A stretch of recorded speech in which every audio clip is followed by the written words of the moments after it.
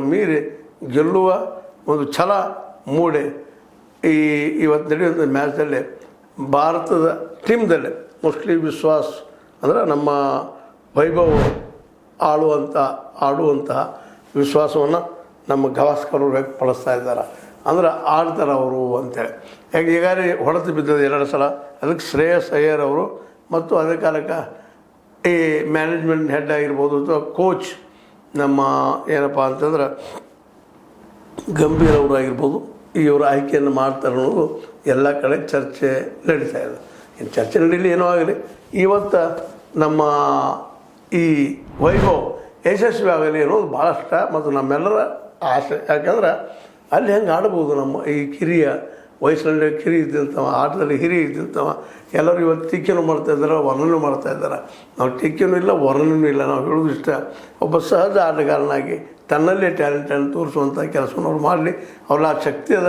ಸಹಜ ಆಡಿದ್ರು ಸಹಿತ ಆರಾಮಾಗಿ ಅವರು ಸಂಚಲನ ಹೊಡೆಯುವಂಥ ಶಕ್ತಿ ಅದ.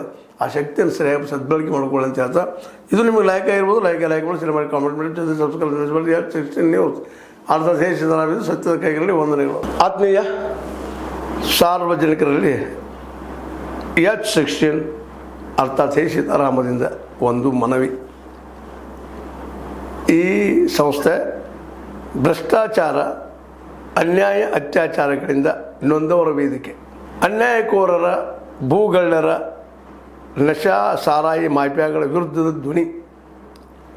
ರೈತರ, ಕೂಲಿಕಾರ, ಕಾರ್ಮಿಕರ, ಬಿದ್ದ ಸಮುದಾಯ ಜನರ ಧ್ವನಿ. ಬೆಂಬಲವಾಗಿ ನಿಂತು ತನುಮನ ಧನದ ಸಹಾಯಕ್ಕೆ ಸಾರ್ವಜನಿಕರಲ್ಲಿ ಕೋರಿಕೆ. ದಾನದ ಸಹಾಯ ನೀಡಿ ಸ್ವಾತಂತ್ರ್ಯ ಪತ್ರಿಕೋದ್ಯಮ ಉಳಿಸಿ ಬೆಳೆಸಿ. ವಂದನೆಗಳು. ತಮ್ಮನ್ನೇ ನಂಬಿರುವ ಮಲ್ಲಪ್ಪ ಇ ಜೋತಾವರ್. ಈ ಕೆಳಗಿನ QR ಸ್ಕ್ಯಾನ್ ಮಾಡಿ ಅಥವಾ ಈ ನಂಬರ್ ಅಂದರೆ 7411402405ಗೆ ಇಲ್ಲ 9686864852ಗೆ ನೀವು ಫೋನ್ಪೇ ಮಾಡಿ, ಪೇಟಿಎಮ್ ಮಾಡಿ ಅಥವಾ ಇನ್ನಾವುದೇ ಮಾಧ್ಯಮದಿಂದ ಗೂಗಲ್ ಮೂಲಕ ಸಹಾಯ ಮಾಡಿ ಈ ಪ್ರಾಮಾಣಿಕ ಪತ್ರಿಕೋದ್ಯಮವನ್ನು ಉಳಿಸಿ ಅಂತ ಮತ್ತೊಮ್ಮೆ ಮನವಿ. ವಂದನೆಗಳು.